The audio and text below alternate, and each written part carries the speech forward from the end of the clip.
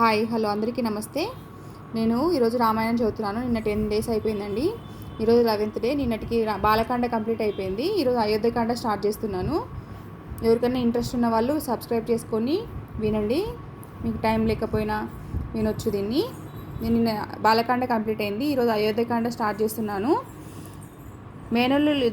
మేనల్లులైన భరత శత్రుఘ్నులను యథాజిత్తు ప్రేమాదరణలతో ఆలరింపజేస్తున్నందున కొంతకాలం పాటు వారు మేనమామ వద్దనే ఉండిపోయారు. ఇక్కడ అయోధ్యలో రాముడు దశరథ మహారాజుకు ముద్దుబిడ్డ, పురజనులకు ప్రేమాన్వితుడు అయినాడు. దుష్టుడైన రావణుని వధించే నిమిత్తం మానవలోకంలో అవతరించిన సాక్షాత్తు శ్రీ మహావిష్ణువే రాముడు. దేవాది దేవునిగా శ్రీరాముడు సకల సద్గుణాలకు విధిగా విరాజిల్లాడు. రాముని సుందరమైన శరీరాకృతి చూసేవారందరి కన్నులకు నిండైన తృప్తిని కలిగిస్తూ ఉండేది. రాముడు ధైర్య సాహసాలతో కూడిన క్షత్రియ వీరునిగా తన పాత్ర నిర్వహించినప్పటికీ ఆత్మనిగ్రహము, ఆత్మతృప్తి కలిగిన వాడే. ద్వేష మెరుగక మాటలోనూ చేతిలోనూ మృదుత్వం కలిగి ఉండేవాడు. రాముడు ఇతరులు తనను తులనాడినా అందుకు కోపం కలిగించేవాడు కాదు. ఎవరెంత చిన్న సహాయం చేసినా సంతోషించేవాడు. ఇతరుల అపరాధాలను మన్నిస్తుండేవాడు. ఉన్నత స్థానంలో ఉన్నానన్న దర్పం ప్రదర్శించక ఎల్లప్పుడూ వినయంగా ఉండేవాడు. సజ్జనులు వివేకులైనప్పటి వారి సాంగత్యాన్ని మాత్రమే అభిలాషించేవాడు. ఇతరుల పట్ల ఎప్పుడూ శ్రద్ధాసక్తులను కలిగి ఉండేవాడు. అతిథులను ముందుగా తనే స్వాగతిస్తుండేవాడు. నిత్య సత్యవ్రతుడు. బ్రాహ్మణుల పట్ల పూజాభావం గలవాడు. ప్రజల పట్ల ప్రేమాభిమానాలు కలవాడు. అలాగే ప్రజలు కూడా అతనిని అభిమానిస్తుండేవాడు. రాముడు సర్వదా ధర్మ సూత్రాలకు అనుగుణంగా వ్యవహరించేవాడు. సకల శాస్త్ర పారంగతుడు. యవనోత్సాహానికి ప్రతీకగా ఉండేవాడు. ఇతరుల గుణగణాలను నిర్ణయించడంలో ప్రతిభాశాలి. తప్పు చేసిన వారిని దండించడంలోనూ సజ్జనులను భూషించడంలోనూ ఖచ్చితంగా ఉండేవాడు. గుర్రపు స్వారీలోనూ ధనుర్విద్యలోనూ మేటి అయినవాడు.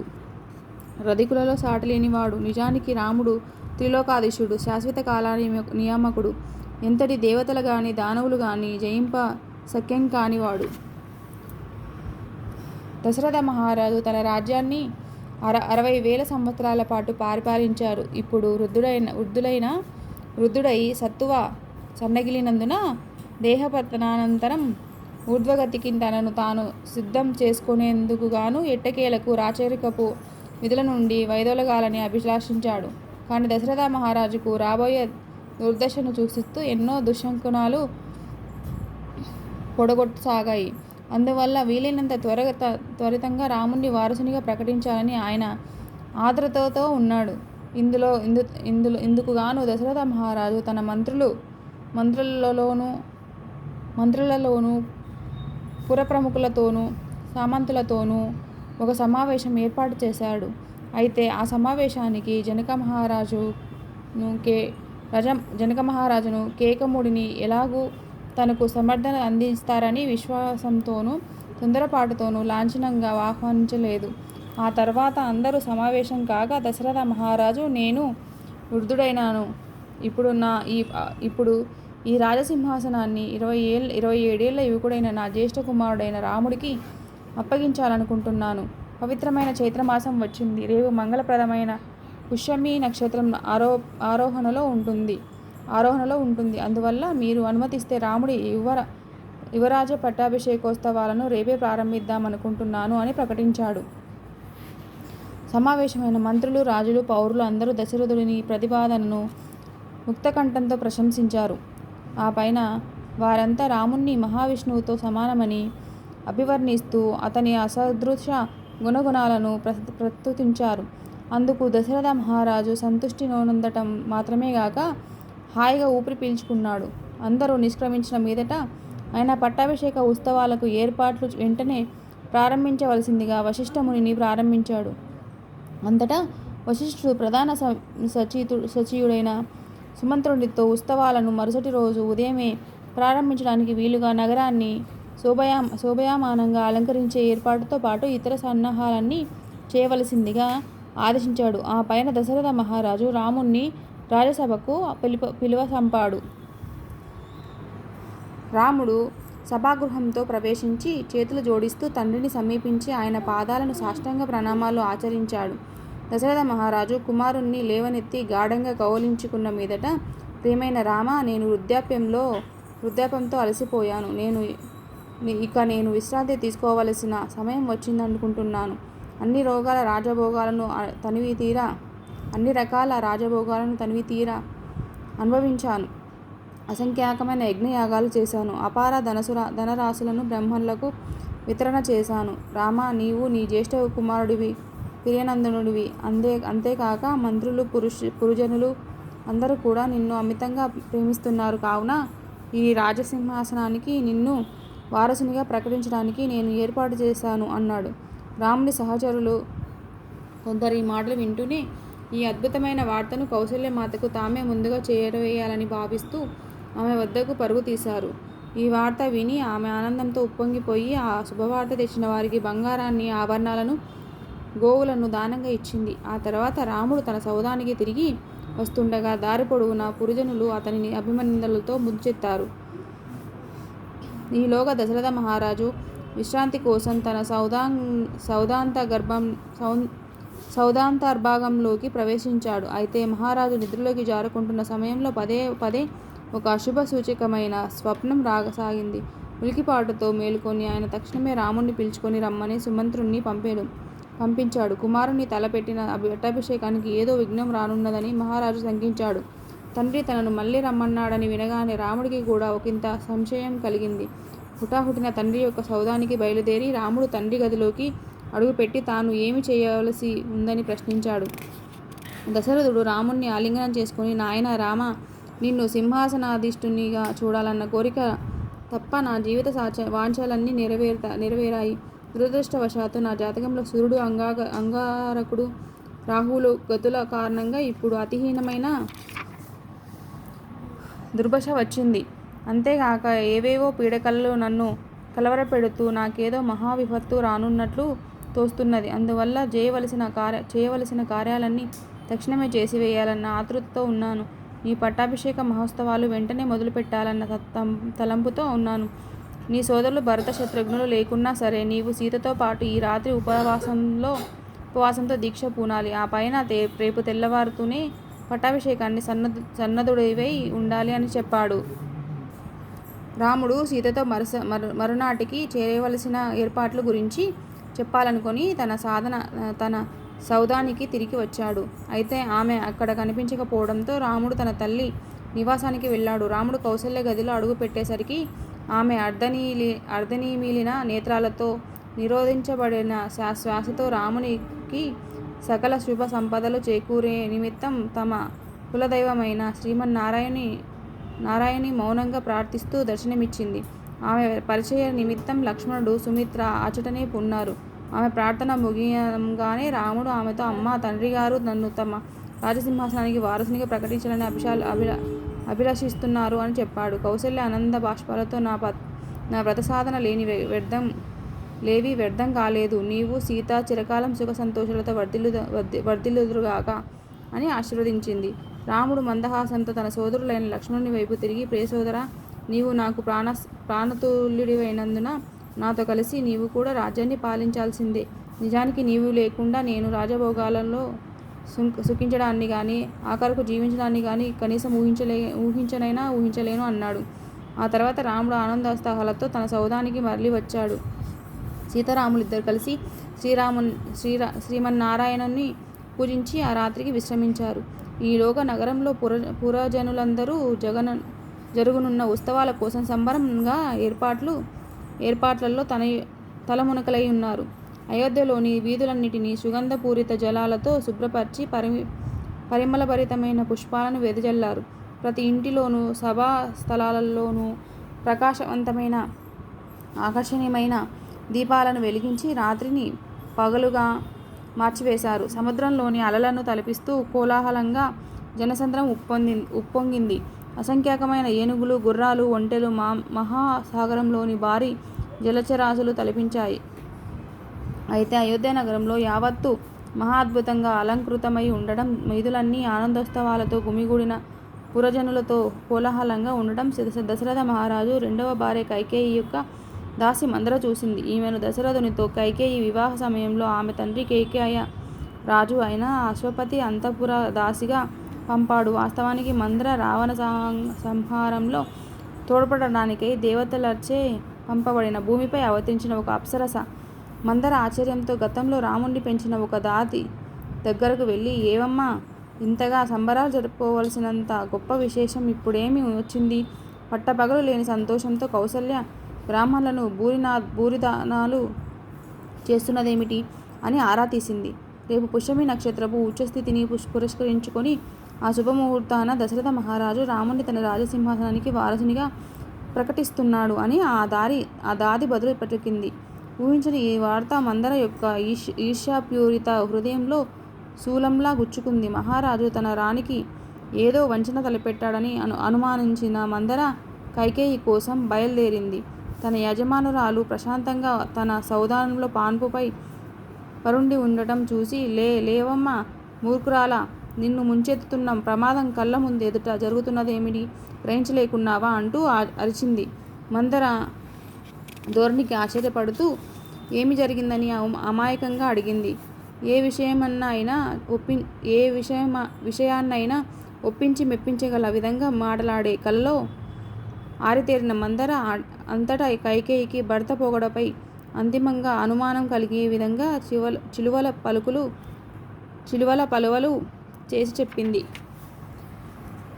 కైకేయికి శ్రేయోభిలాషిలా నటిస్తూ, రాముని సింహాసనానికి తన వారసునిగా ప్రతిష్ఠించాలని నీ భర్త పతాకాలు వేస్తున్న సంగతి నీకు తెలిసే ఉంటుంది. నీ భర్త ఎంత మోసపూరితంగా వ్యవహరించాడో నీకు తెలియటం లేదా? తన గారాబు బిడ్డ అయిన రాముణ్ణి రహస్యంగా సింహాసనం ఎక్కించడం కోసం భరతుణ్ణి ఇక్కడి నుంచి దూరంగా పంపివేశాడు. రాముడు చక్రవర్తి అయినాడంటే ఇక నీ కొడుకు సర్వనాశనమై నీవు నిరాశ సాగరంలో పడిపోవడం ఖాయం. అదిగాక నేను నీ మీద ఆధారపడిన దానిని కావడంతో నీ అదృష్టమే నాది కూడాను. కాలం మించిపోకముందే నా మాట విని బాగుపడు. నీ స్వంత కొడుకు భరతుణ్ణి నిన్ను కాపాడుకోవడం కోసం తక్షణమే జాగ్రత్త పడు అని అన్నది. కానీ కైకేయి రాముడు సింహాసనాన్ని అధిష్ఠించనున్నాడని తెలుసుకోవడం నాకు ఆనందంగా ఉంది. ఇంతటి శుభవార్త తెచ్చినందున నీకు ఏమి కావాలన్నా కోరుకోవచ్చు అని బదులు పలికిన అమూల్యమైన ఒక హారాన్ని మందర చేతిలో పెట్టింది. కానీ మందర దానిని విసిరికొట్టి ఆగ్రహంతో ఇలా అన్నది. సర్వనాశనం కాబోతూ ఉంటే నీవు సంతోషం వ్యక్తం చేయటం చూస్తే నాకు దిగ్భ్రాంతిగా ఉంది. భరతుణ్ణి పక్కన పెట్టి రాముణ్ణి ఎంపిక చేయటం నీకు గొప్ప అవమానం కలిగించి ఉండాల్సింది. దశరథునికి నీ మీద మహాప్రేమ అని నీవు అనుకుంటూ ఉండవచ్చు. కానీ వాస్తవానికి కౌసల్యం మీదనే ఆయన మక్కువ అంతా. నీకేమి అవమానంగా అనిపించడం లేదా? నీవు సంతోషంగా ఉన్నావని అనుకుంటూ ఉండవచ్చు. కానీ బాగుపడేది కౌసల్యయే. రాముడు రాజైనాడంటే ఇక నీవు కౌసల్యకు దాసిగా పడి ఉండవలసి వస్తుంది. భరతుడేమో రాముడికి బానిస కావలసి వస్తుంది. ఇలా ద్వేషం నింపిన మందర మాటలతో కైకేయి హృదయం క్రమంగా విషయమైపోయింది. నిజానికి కౌసల్య పట్ల ఆమెకి గల అసూయ పూర్తిగా జాగృతం కావడంతో ఆమె మోము కోపంతో ఎరుపెక్కింది. అంతటా కైకేయి మందర, బహుశా నీవు చెప్పేది నిజమే అయి ఉంటుంది. ఎలాగైనా సరే రాముణ్ణి అడవులకు పంపించివేసి నా స్వంత కుమారుణ్ణి సింహాసనం మీద ప్రతిష్ఠించడం జరగాలి. ఇది ఎలా సాధించుకోగలనో కొంచెం చెప్పు అంటూ మందరకు లోబడింది. దానవులతో జరిగిన పోరాటంలో దశరథుడు ఇంద్రుడి తరపున పోరాడిన వృత్తాంతాన్ని గుర్తు చేసింది. శంబరుడు ఎన్నో రకాల మాయలు తెలిసిన జిత్తులమారి కావటాన అతనితో పోరాడటానికి దేవతలు భయపడుతుండేవారు. ఒకసారి దానవుల దేవతలను తీవ్రంగా నష్టపరిచిన మీదట దశరథుడు వారి రాజధాని అయిన వైజయంతపురం మీద దాడికి నాయకత్వం వహించాడు. ఎంతో విరోచితంగా పోరాడినప్పటికీ దశరథుడు ఆ యుద్ధంలో తీవ్రంగా గాయపడి స్పృహ కోల్పోయాడు.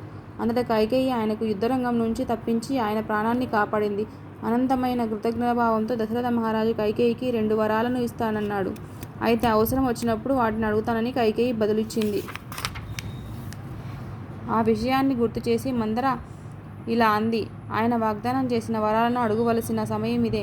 ఒక వరానికి గాను భరతుణ్ణి సింహాసనం మీద ప్రతిష్ఠించమని అడుగు. మరో వరంగా రాముణ్ణి 14 సంవత్సరాల పాటు అడవులకు పంపమని కోరు. రాముడు లేకపోవడంతో భరతుడికి పౌరులలో జనాదరణ సాధించుకునే వీలు చిక్కుతుంది. ఇప్పుడు అసలైన హక్కు కలిగిన జనాదరణ గల పాలకునిగా అతని స్థానం పదిలమవుతుంది. అటుపైన మంతర కైకేయికి ఇలా సూచనలు ఇచ్చింది. నీవు కోపగృహానికి వెళ్ళి నీ విలువైన ఆభరణాలను, ఈ రాణితత్వపు అలంకరణలను విసిరికొట్టి మాసిన పాత బట్టలు కట్టుకొని కటిక నేల మీద పడుకొని ఉండు. దశరథ మహారాజు నిన్ను చూడడానికి వచ్చినప్పుడు మొదట్లో ఏమీ మాట్లాడకుండా మౌనంగా ఉండు. కానీ ఏమీ ఆందోళన చెందకు. ఆయనకు నీ మీద విపరీతమైన మోహం కనుక నీవు అసంతుష్టిగా ఉంటే చూసి భరించలేడు. నిన్ను శాంతింపజేయడానికి కోసం దేనికైనా సిద్ధపడతాడు. అయితే సరే, నీ మనోవాంఛితాన్ని దృఢంగా మనసులోనే దాచి ఉంచుకో. నీ కొడుకును సింహాసనం మీద అధిష్ఠించచేయడం మినహా మరి దేనికి నీవు దిగిరాకూడదు. బంగారానికి ఆభరణాలు కానీ మరి ఏవి ఇస్తానన్నా ససేమిరా అనాలి.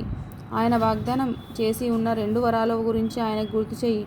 ఇందుకు ఆయన సరేనన్న మీదట భరతునికి తక్షణమే పట్టం కట్టమని, రాముణ్ణి అడవులకు పంపమని అడుగు. చపల చిత్తమైన కైకేయి పూర్తిగా ద్వేషాసూయల ప్రభావంతో పడిపోయి మంతర పతాకానికి సంబరపడిపోయింది. తను చెప్పినట్లుగా చేస్తానని ఆ దాసికి హామీ ఇచ్చింది.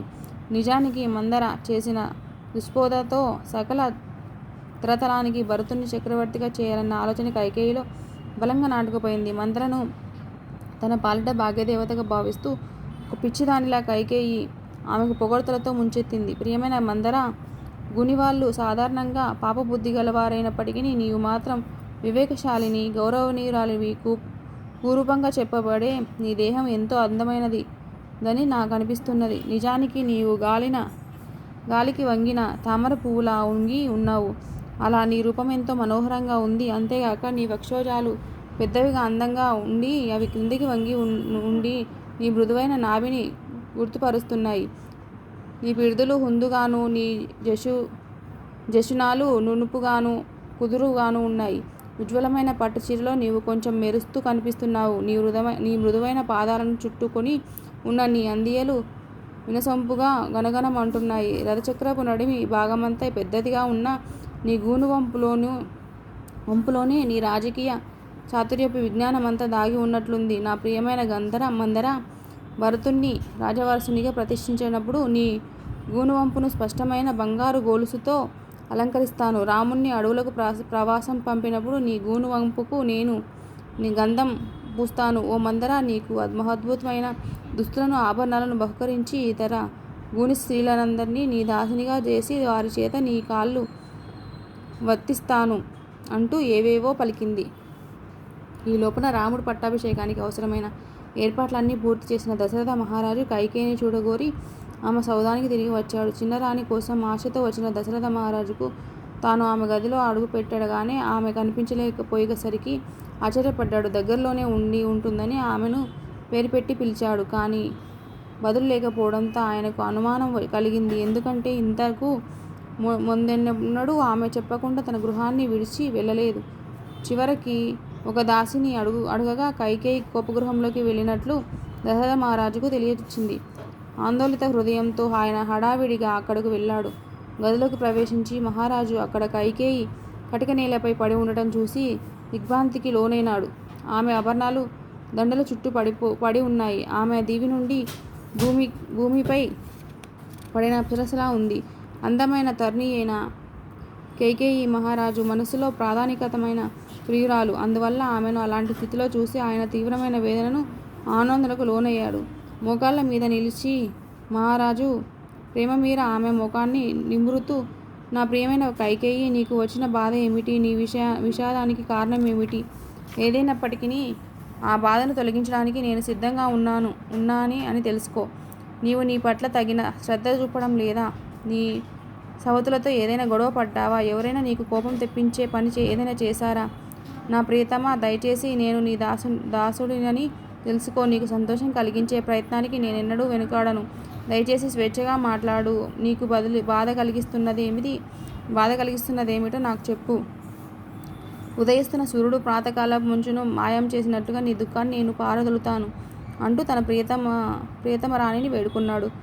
మన్మధుడి కామ కామశరాఘాతానికి గురి అయిన దశరథ మహారాజు ఇంద్రియ వాంఛలకు బానిస అయినాడు. మహారాజు మాటలను విన్న కైకేయిలో తన లక్ష్యం నెరవేర్చుకోవాలన్న ధీమా కలిగింది. కొద్దిసేపు మౌనంగా ఉన్న మీదట కైకేయి, ఎవరు నన్ను అవమానించడం కానీ నా పట్ల అగౌరవం చూపించడం కానీ చేయలేదు నాదా. నా మనసులోని దేమిటో నీకు చెబుతాను. అయితే నేను కోరిన దానికి నిస్సంశయంగా నెరవేరుస్తానని నీవు ముందుగా నాకు హామీ ఇవ్వాలని పలికింది. దశరథ మహారాజు కైకేయి తలను తన ఒడిలోకి తీసుకొని చెదిరిన ఆమె శిరోజాలను మృదువుగా నిమరుస్తూ, రాముణ్ణి తప్ప ఎవ్వరినీ నేను అధికంగా ప్రేమించనని నీకు తెలుసు. నీవు ఆదేశించినది ఏదైనా సరే నెరవేరుస్తానని నేను ఒట్టు వేసి చెబుతున్నాను. నీకు కావలసినదేమిటో చెప్పడానికి సంకోచించకు. దానిని నేను తప్పకుండా నెరవేరుస్తానని నేను ఒట్టు వేసి చెబుతున్నాను. సంకోచించకు. నిన్ను బాధ పెడుతున్నదేమిటో నాకు చెప్పు అన్నాడు. తన భార్య ముమ్మారు చేసి వాగ్దానము విన్న మీదట అతను పూర్తిగా తన ఆధీనంలోకి వచ్చని కైకేయికి దృఢ విశ్వాసం కుదిరింది.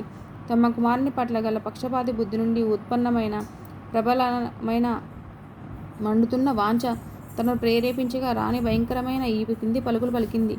ద్వాదశాద్వితులు, ఏకాదశ రుద్రులు, అష్టవసువులు, కవలలైన అశ్విని దేవతలు ఇందుకు సాక్షులగుదురుగాక. సూర్యచంద్రులు, అహోరాత్రులు, చతుర్దిశలు కూడా సాక్షులగుదురుగాక. గంధర్వులు, రాక్షసులు, పితృదేవతలు, పూతపీచాచులు, తక్కిన జీవరాశులన్నీ కూడా ఇప్పుడు సాక్షులవుగాక. ధర్మాచరణశీలుడు సత్యవ్రతుడు అయిన ధీమంతుడైన నాథుడు నా కోరిక నెరవేరుస్తానని వాగ్దానం చేశాడు. ప్రియనాథ, మునుపు దేవాసుర సంగ్రామంలో నీవు తీవ్రంగా గాయపడి మృతువుని భావించి వదిలివేయబడిన విషయం జ్ఞప్తికి తెలుసుకో. నేను నీకు ఎలా పరిచర్యలు చేసి నీ ప్రాణాన్ని నిలిపానో జ్ఞప్తికి తెచ్చుకో. ఆ కారణంగా నాకు 2 వరాలు ఇస్తానని వాగ్దానం చేశావు. ఓ రాజశ్రేష్ఠ, ఆ 2 వరాలు ఈ రోజున నీవు నాకు తప్పనిసరిగా ప్రసాదించాలి. లేకుంటే దుఃఖంతో నేను నా ప్రాణాన్ని త్యజిస్తాను. అందువల్లే నేను అర్థించేది ఏమంటే, రామునికి పట్టాభిషేకం కోసం నీవు చేసిన ఏర్పాట్లతోనే భరతుని రాజసింహాసనానికి వారసునిగా ప్రతిష్ఠించాలి. అది నా మొదటి కోరిక. రెండవది, రాముడు ఈరోజే దండకారణ్యానికి వెళ్ళి నార వస్త్రాలను, జింకా చర్మాన్ని మాత్రమే ధరిస్తూ వచ్చే 14 సంవత్సరాల పాటు ప్రవాస జీవనం గడపాలనేది నా కోరిక. ధన్యవాదాలండి. ఈరోజు ఇంతవరకు చదివాను. అయోధ్యకాండలో 11th అయిపోయింది. ఎవరికైనా ఇంట్రెస్ట్ ఉన్న వాళ్ళు సబ్స్క్రైబ్ చేసుకొని వినండి. ధన్యవాదాలు.